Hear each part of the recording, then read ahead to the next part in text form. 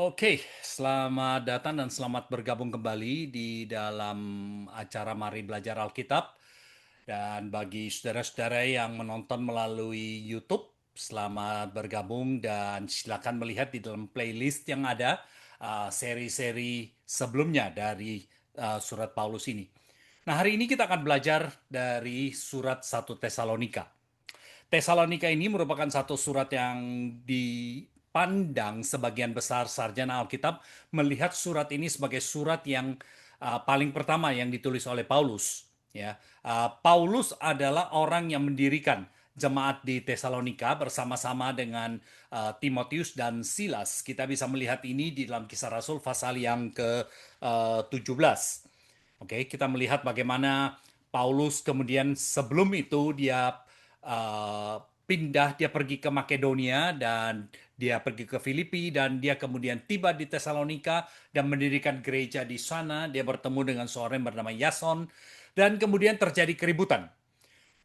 Orang-orang yang tidak suka dengan kehadiran Paulus merasa terancam dan kehadiran Paulus akhirnya dengan sangat terpaksa Paulus harus mempercepat masa tinggalnya di Tesalonika. Kita tidak tahu persis berapa lama Paulus tinggal di Tesalonika. Kita tahu dari Kisah Rasul bahwa selama 3 hari Sabat dia mengajar di sinagog. Itu berarti paling sedikit dia ada tinggal di sana selama 3 minggu, tapi mungkin lebih, kita tidak tahu persisnya. Dia kemudian pergi ke Berea. Nah, di Berea dia mengajar di situ dan disitulah kita mendapatkan dalam Kisah Rasul mengenai ayat yang terkenal bahwa orang-orang di Berea itu lebih bagus, lebih baik hatinya dari orang-orang Yahudi di Tesalonika karena mereka menerima firman itu dengan segala kerelaan hati dan setiap hari mereka menyelidiki kitab suci untuk mengetahui apakah semuanya itu benar demikian. Jadi orang-orang di Berea itu mereka bukan cuma mendengarkan khotbah tapi mereka mengecek dikatakan di dalam Alkitab itu apakah itu benar yang dikhotbahkan yang diajarkan itu apakah itu sudah sesuai. Nah, orang-orang yang tidak suka Paulus di Tesalonika waktu mereka mendengar bahwa pelayanan Paulus di Berea itu berkembang sukses, mereka pergi ke Berea dan kemudian melakukan kekacauan yang sama dan akhirnya dengan sangat terpaksa Paulus mesti pindah lagi. Kisah Rasul pasal 17 memberitahukan pada kita Paulus kemudian berpisah dengan Timotius dan Silas yang tetap tinggal di Berea dan kemudian Paulus pergi ke Athena dan selanjutnya dia meneruskan perjalanannya. Nah, surat 1 Tesalonika ini adalah merupakan suatu respon dari Paulus terhadap laporan yang dia dengar dari Timotius.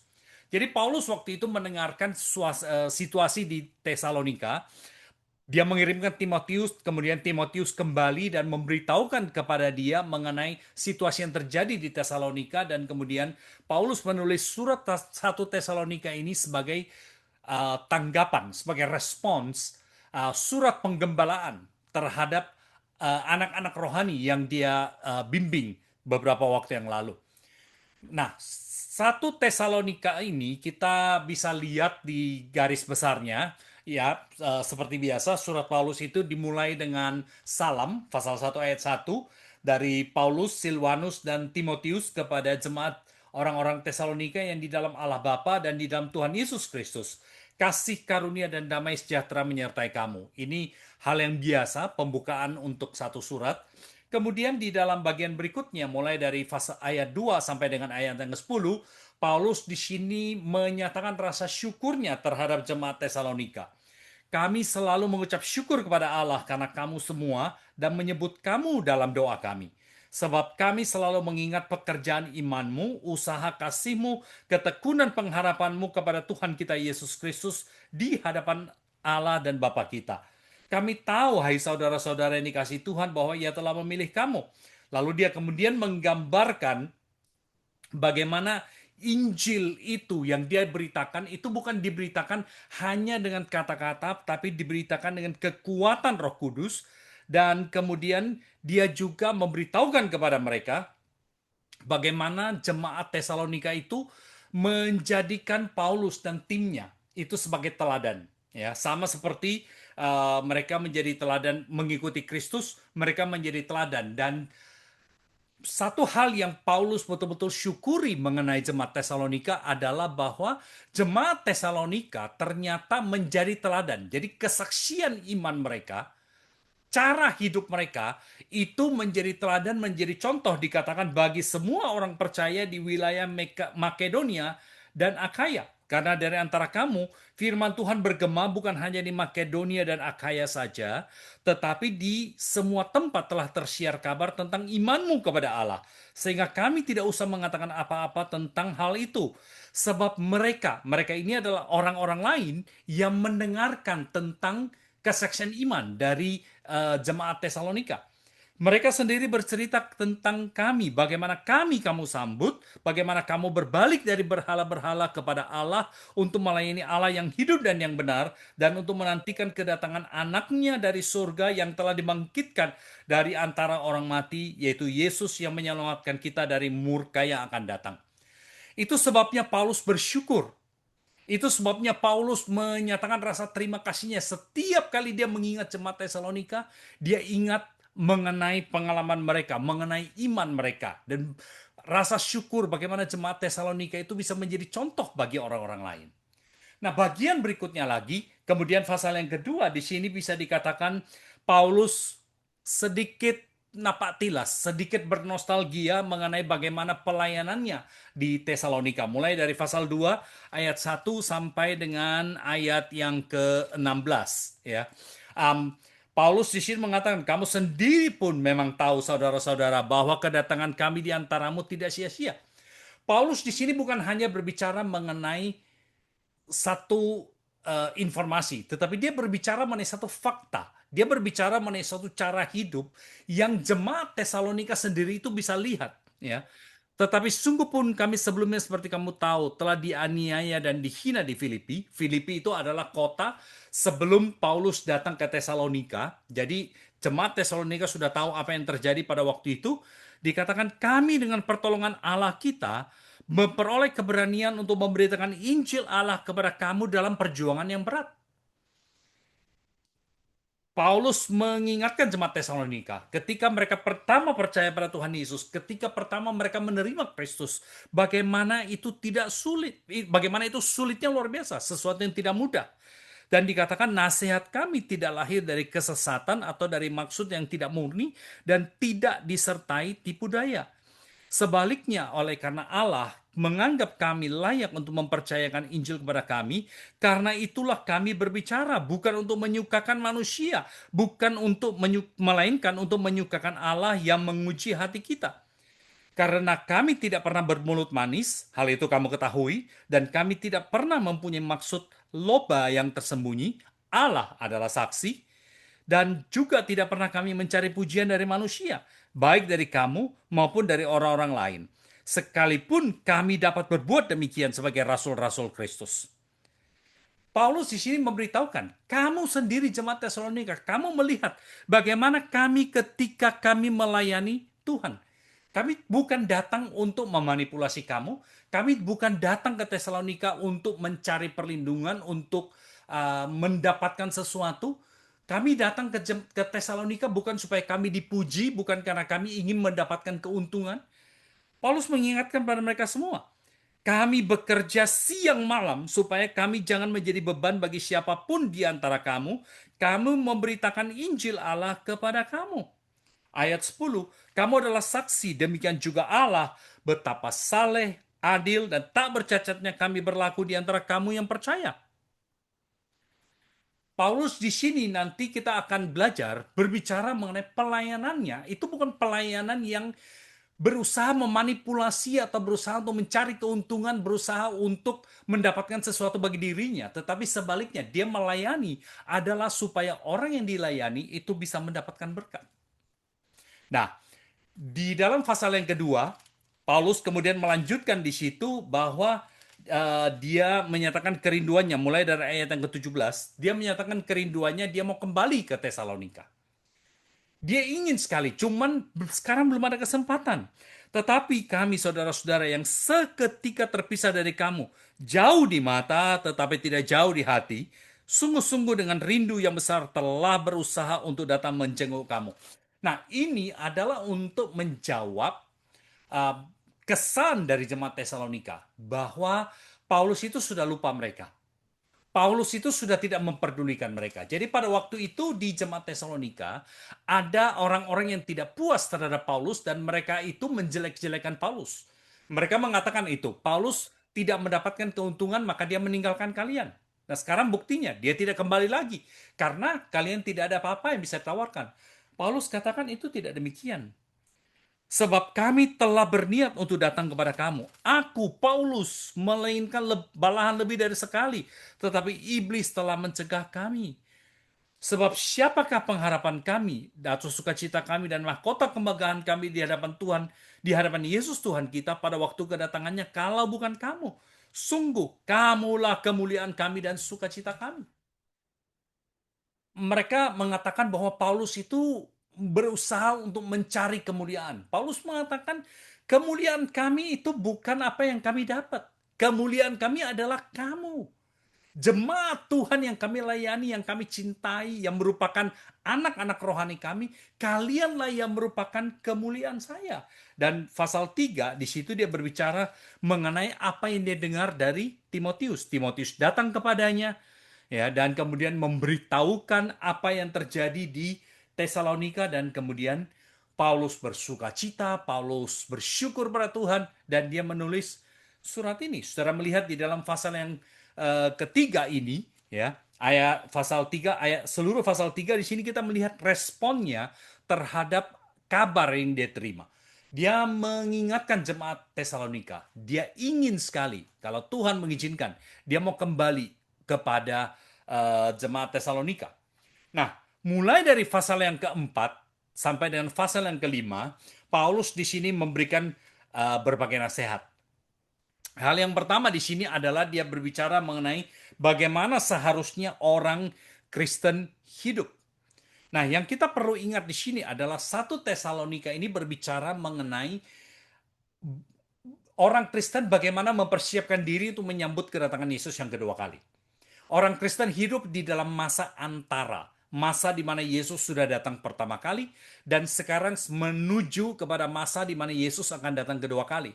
Pada saat itu, orang-orang Tesalonika ada yang berpikir, Yesus itu mungkin tidak akan datang. Ditunggu-tunggu kok belum datang-datang. Ada yang mengatakan bahwa Yesus mungkin sudah datang, cuma kita tidak tahu. Nah, di dalam sikap seperti itu, hidup mereka itu menjadi serampangan. Hidup mereka menjadi seenaknya. Paulus mengatakan tidak demikian. Kalau kita menunggu kedatangan Tuhan Yesus, kita justru harus hidup dengan berjaga-jaga. Kita justru harus hidup dengan lebih baik. Tidak boleh bagi kita untuk hidup dengan seenaknya. Ya. Kita tidak boleh lalu hidup dengan semau-maunya. Oke, di dalam pasal yang keempat ini dia mulai berbicara mengenai berbagai hal mengenai cara hidup mereka. Ayat yang ketiga, pasal 4 ayat 3. Karena inilah kehendak Allah, pengudusanmu, supaya kamu menjauhkan diri dari percabulan. Saudara lihat kata ini, ayat yang ketiga. Kita dipanggil dalam kita berjaga-jaga menunggu kedatangan Yesus yang kedua kali.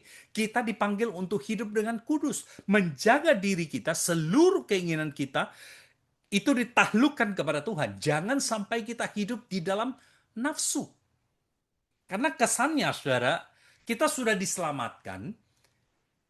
Selama saya masih hidup, saya mau menikmati kehidupan saya. Saya mau bebas melakukan apa yang saya mau lakukan. Paulus mengatakan tidak demikian. Justru yang paling penting adalah hidup di dalam kekudusan. Menguasai hawa nafsu, bukan dikuasai oleh hawa nafsu kita. Ya. Dan kemudian mulai dari ayat 13, dia berbicara, bagian yang kedua, dia berbicara mengenai kedatangan Tuhan Yesus yang kedua kalinya. Ayat 13 ini adalah ayat yang bisa dikatakan barangkali cukup terkenal dari kita dari surat 1 Tesalonika ini, ya. Selanjutnya kami tidak mau saudara-saudara bahwa kamu tidak mengetahui tentang mereka yang meninggal, supaya kamu jangan berduka cita seperti orang-orang lain yang tidak mempunyai pengharapan. Ini kembali merupakan tanggapan terhadap jemaat Tesalonika. Ya, apa yang terjadi dengan orang-orang yang sudah meninggal? Dia memberitahukan kepada mereka, karena jikalau kita percaya bahwa Yesus telah mati dan telah bangkit, maka kita percaya juga bahwa mereka yang telah meninggal dalam Yesus akan dikumpulkan Allah bersama-sama dengan Dia. Dan dia kemudian dari ayat 15 sampai dengan ayat 18 berbicara mengenai apa yang terjadi pada saat Yesus datang kembali yang kedua kalinya. Ini kami katakan kepadamu dengan firman Tuhan kita yang hidup, kita yang masih tinggal sampai kedatangan Tuhan sekali-kali tidak akan mendahului mereka yang telah meninggal. Sebab pada waktu tanda diberi, yaitu pada waktu penghulu malaikat berseru dan sangkakala Allah berbunyi, maka Tuhan sendiri akan turun dari surga dan mereka yang mati dalam Kristus akan lebih dahulu bangkit. Yang mati akan lebih dahulu bangkit, sesudah itu kita yang hidup yang masih tinggal akan diangkat bersama-sama dengan mereka dalam awan, menyongsong Tuhan di angkasa. Demikianlah kita akan selama-lamanya bersama dengan Tuhan. Ayat yang ke-18, karena itu hiburkanlah seorang akan lain dengan perkataan-perkataan ini. Nah, bagian berikutnya di sini kemudian di dalam pasal yang kelima, dia berbicara mengenai bagaimana orang Kristen harus hidup dalam sikap kita terhadap satu dengan yang lain. Ya, bagaimana hubungan kita satu dengan yang lain. Kembali dikatakan, karena kamu tahu bahwa hari Tuhan itu datang seperti pencuri waktu malam. Dengan kata lain, kedatangan Tuhan Yesus itu sesuatu yang pasti akan terjadi, namun kita tidak tahu kapan. Itu sebabnya kehidupan kita sekarang adalah kehidupan yang mempersiapkan diri. Kita menunggu, kita mesti berjaga-jaga. Ini yang menjadi fokus daripada 1 Tesalonika. Bagaimana saudara dan saya, bagaimana kita sebagai orang Kristen, ketika kita masih hidup sekarang, kita bersiap-siap supaya waktu Tuhan Yesus datang kedua kalinya, kita siap dan kita bisa menyambutnya dengan baik. Nah, dia kemudian berbicara, pasal yang kelima, dia bukan berbicara mengenai hal-hal yang uh, sepertinya bersifat rohani dalam arti berdoa dan seterusnya. Walaupun pasal 5 ayat 1-11 berbicara mengenai hal itu, mengenai kehidupan, tidak boleh hidup di dalam kegelapan. Kembali lagi, penekanannya adalah hidup di dalam kekudusan. Ayat 5 dikatakan, karena kamu adalah anak-anak terang dan anak-anak siang. Kita bukanlah orang malam dan orang kegelapan. Sebab itu baiklah jangan kita tidur seperti orang lain, tetapi berjaga-jaga dan sadar. Ya, jadi kembali di sini cara hidup kita. Tapi kemudian mulai dari ayat yang ke 12, ya, mulai dari ayat yang ke-12 sampai dengan ayat 22, dia berbicara mengenai cara-cara praktis untuk menyatakan kekudusan itu. Saudara lihat di situ, di dalam pasal 5 ayat 12. Kami minta kepadamu saudara-saudara supaya kamu menghormati mereka yang bekerja keras di antara kamu, yang memimpin kamu dalam Tuhan dan yang menegur kamu. Orang-orang yang melayani di gereja, orang-orang yang menjadi pemimpin di gereja, Paulus katakan hormati mereka. Ayat 13, dan supaya kamu sungguh-sungguh menjunjung mereka dalam kasih karena pekerjaan mereka. Hiduplah selalu dalam damai seorang dengan yang lain. Orang yang memimpin menjadi pemimpin di gereja, kita perlu belajar untuk bagaimana bekerja sama satu dengan yang lain. Ya, belajar hidup dalam damai. Kemudian ayat 14, kami juga menasihati kamu saudara-saudara, tegurlah mereka yang hidup dengan tidak tertib. Hiburlah mereka dengan yang tawar hati, belalah mereka yang lemah, sabarlah terhadap semua orang. Seluruh bagian ini sampai kepada ayat yang ke-16, 17, bersukacitalah senantiasa, tetaplah berdoa, ya. Yang kalau kuis Alkitab ini dikatakan ayat yang paling pendek dalam Alkitab, ayat 18, mengucap syukurlah dalam segala hal, sebab itulah yang dikehendaki Allah di dalam Kristus Yesus bagi kamu. Janganlah padamkan roh dan janganlah anggap rendah nubuat. Ujilah segala sesuatu dan peganglah yang baik. Jauhkanlah dirimu dari segala jenis kejahatan. Hal-hal praktis yang kita harus hidupi, yang kita harus ungkapkan sebagai pernyataan dari kehidupan yang kudus. Paulus di sini mau mengatakan, hidup suci, kembali lagi, itu bukan cuma soal berapa sering kita berdoa. Bukan soal berapa sering kita ke gereja. Bukan soal berapa banyak ayat Alkitab yang kita bisa ngomong keluar, kata-kata yang rohani. Bukan. Kekudusan yang merupakan esensi dari persiapan kita dalam menyambut kedatangan Tuhan Yesus, itu juga dinyatakan dalam sikap kita terhadap orang lain. Bagaimana kita berlaku terhadap orang lain? Apakah kita jujur? Apakah kita mau membantu orang? Apakah kita mau memberikan semangat kepada orang? Apakah kita bisa hidup di dalam rasa syukur? Kehidupan gerejawi, satu kehidupan yang mencerminkan kekudusan yang merupakan cara kita mempersiapkan diri berjaga-jaga dalam menyambut kedatangan Tuhan Yesus. Nah, kemudian bagian terakhir dalam pasal yang kelima ini adalah penutupnya, ya. Dia memberikan berkat kepada mereka, ya, dan memberikan pesan-pesan terakhir kepada jemaat Tesalonika. Nah, saudara-saudara, lalu apa pelajaran yang kita bisa dapat dari satu Tesalonika ini yang kita bisa aplikasikan kepada diri kita? Ada beberapa hal. Yang pertama, kita perlu sadar bahwa iman kita itu dinyatakan dalam perubahan cara hidup. Ya. Pasal 1 ayat 2 sampai dengan ayat 10 situ berbicara mengenai bagaimana jemaat Tesalonika kehidupan mereka berubah. Suatu pertanyaan yang kita perlu selalu tanyakan pada diri kita sendiri adalah, apakah iman kita itu berpengaruh kepada cara hidup kita? Apakah hubungan kita dengan Kristus itu mempengaruhi hubungan kita dengan sesama? Kita perlu selalu bertanya, bagaimana iman kita, bagaimana kepercayaan kita kepada Kristus, bagaimana penyembahan kita, bagaimana sikap kita kepada Kristus, apakah itu berdampak dan membuat kehidupan kita itu lebih suci, membuat kehidupan kita itu lebih bersih. Alkitab jelas sekali mengatakan bahwa iman itu tanpa perbuatan itu tidak ada gunanya. Itu dikatakan dalam Yakobus. Iman kita, saudara, itu bukan cuma sekedar di mulut. Iman kita itu harus nyata. Dengan kata lain, ketika kita mengatakan saya percaya kepada Tuhan Yesus, saya seorang yang beriman, hidup saya itu harus diubah. Kebiasaan-kebiasaan lama yang tidak baik itu harus ditinggalkan, harus dipengaruhi oleh hubungan kita dengan Kristus. Alkitab mengatakan bahwa manusia yang lama itu sudah berlalu, yang baru sudah datang. Dengan kata lain, saudara, iman kita kepada Kristus itu setiap hari harus diungkapkan, harus diperlihatkan di dalam sikap kita terhadap orang lain. Relasi kita dengan Tuhan itu harus dinyatakan dan harus mempengaruhi relasi kita dengan sesama.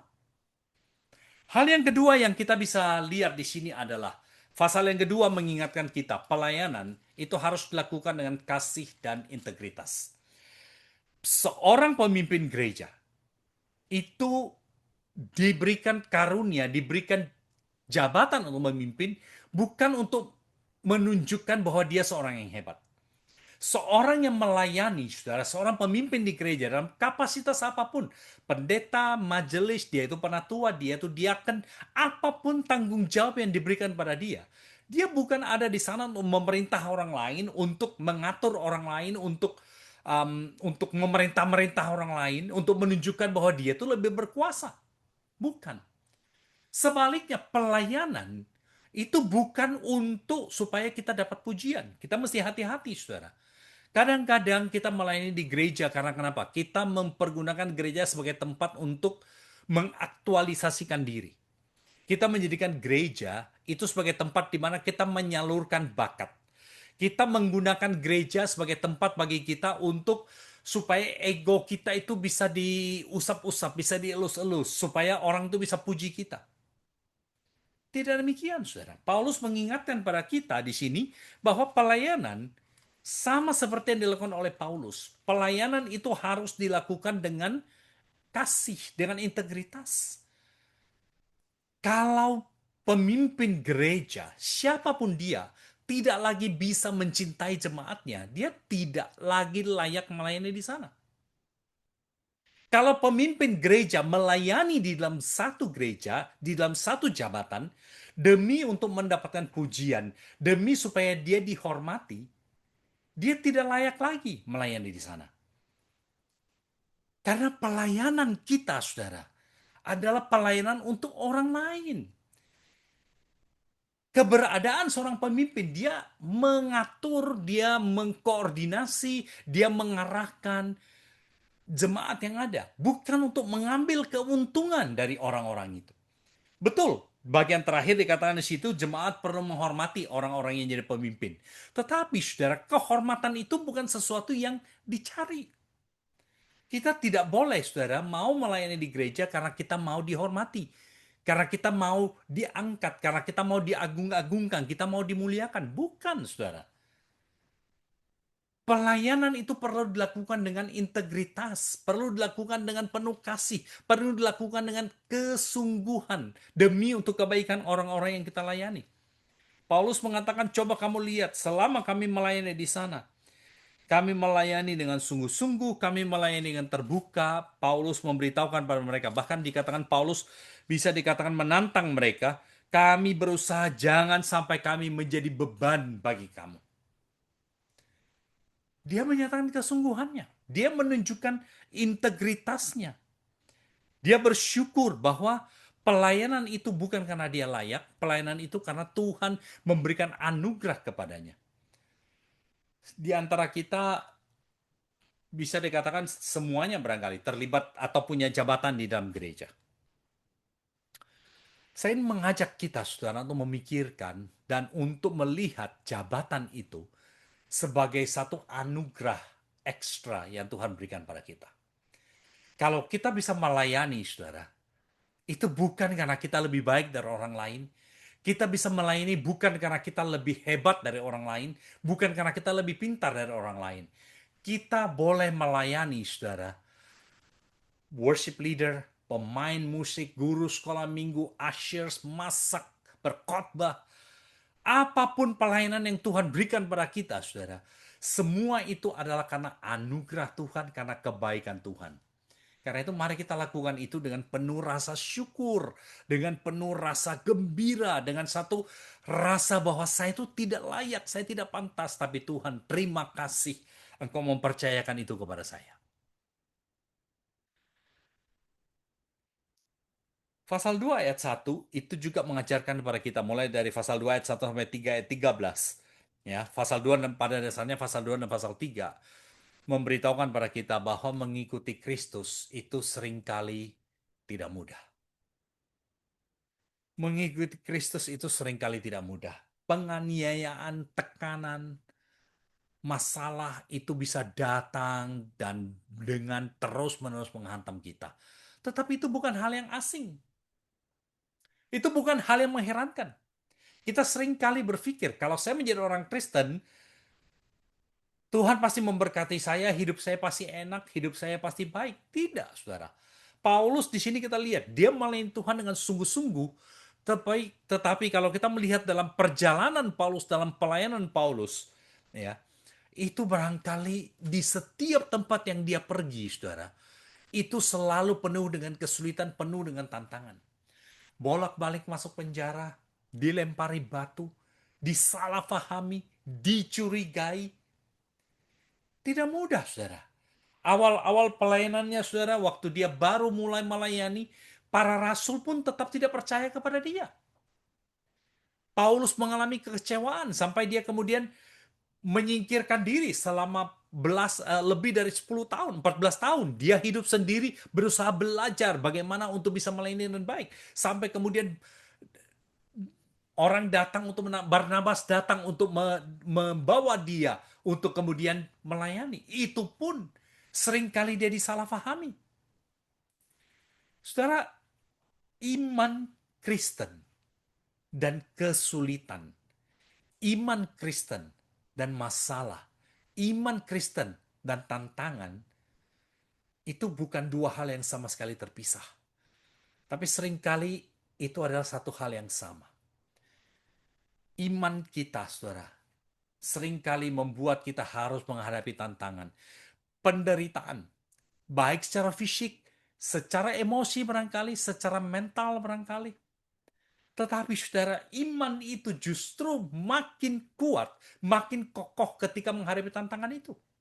Paulus di sini di dalam dua pasal ini, saudara, justru di situ berbicara bahwa di dalam segala kesesakan, dalam segala kesukaran, dia bisa melihat dan mendapatkan penghiburan. Kenapa? Mengingat bagaimana Tuhan bekerja di antara jemaat Tesalonika. Pasal 3 ayat yang ke-7. Maka kami juga saudara-saudara dalam segala kesesakan dan kesukaran, kami menjadi terhibur oleh kamu dan oleh karena imanmu. Saudara-saudara, dalam kehidupan kita, ketika kita menghadapi kesulitan, ketika kita menghadapi kesukaran, itu bukan berarti Tuhan tidak memberkati kita.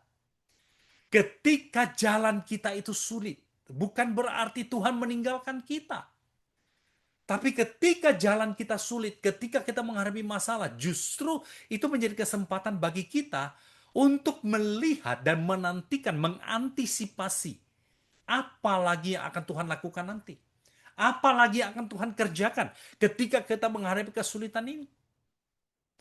Saya tahu setiap kita, saudara, selalu mau supaya hidup kita nyaman, hidup kita lancar. Saya juga mau seperti itu, saudara. Tapi Alkitab memberitahukan kehidupan Kristen bukan kehidupan seperti itu. Kesulitan, tantangan, masalah itu bukan sesuatu yang aneh. Bahkan kita dalam situasi seperti itu kita bisa berpegang pada janji Tuhan dalam 1 Korintus pasal yang ke-10. Pencobaan-pencobaan yang kita alami itu bukan melampaui kekuatan kita. Sebaliknya ketika kita dicobai, dikatakan Tuhan memberikan kekuatan pada kita supaya kita bisa menanggungnya. Ketika kita menghadapi masalah, saudara, ketika kita menghadapi kesulitan, dengan iman kita melihat ke depan dan menantikan apa dan bagaimana Tuhan akan bekerja.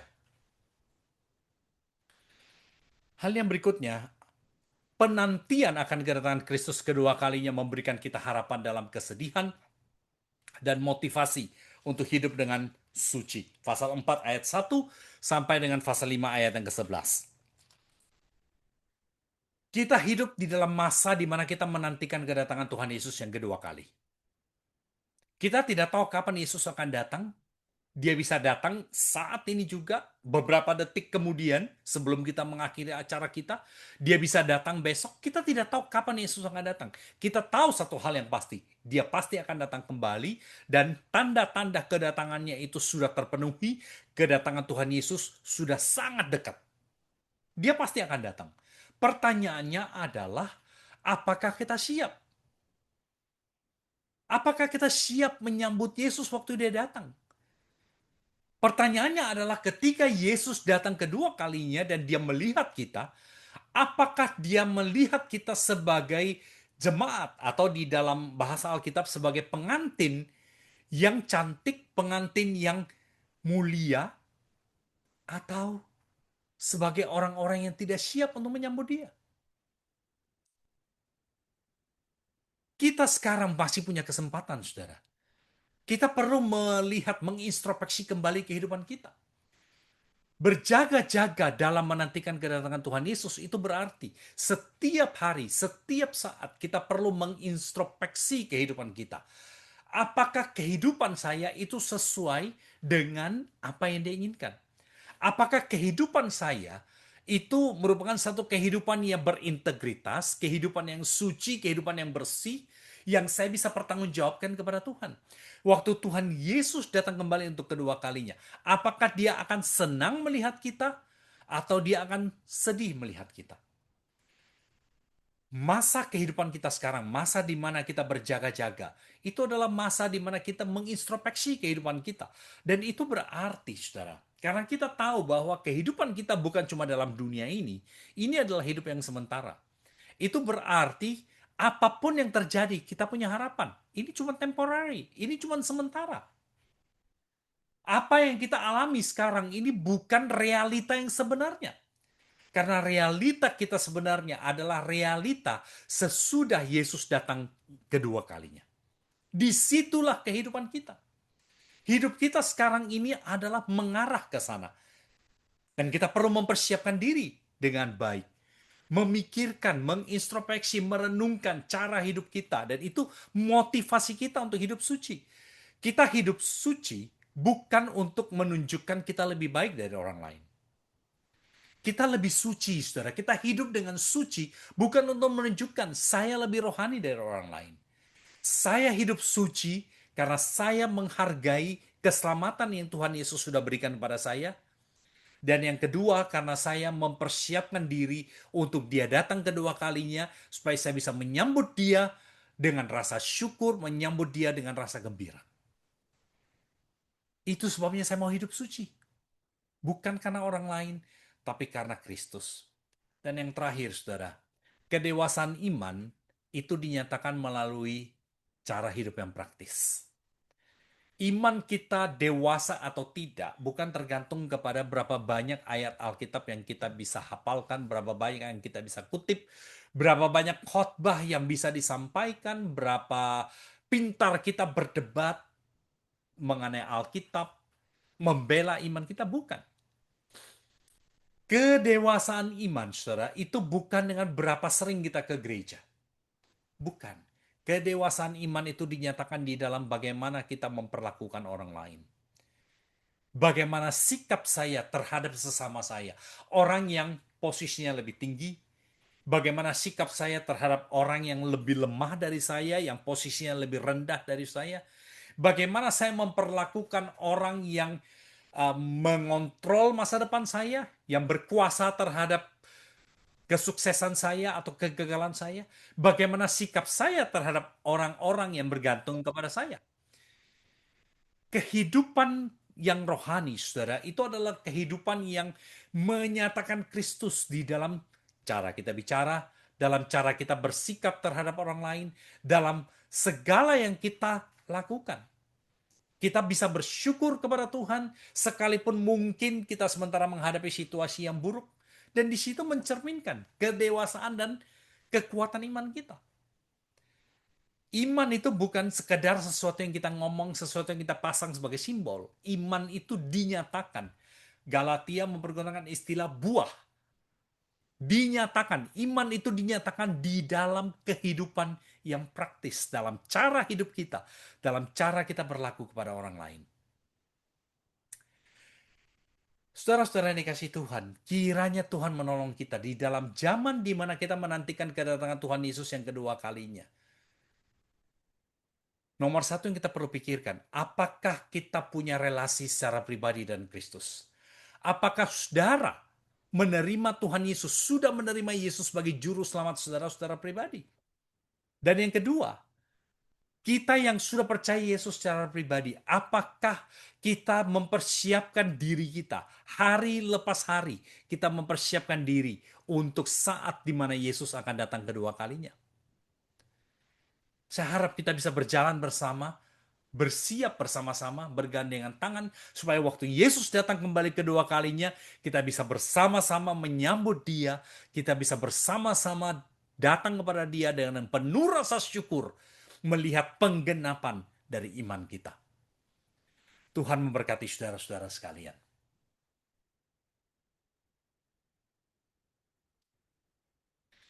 Mari kita berdoa, saudara.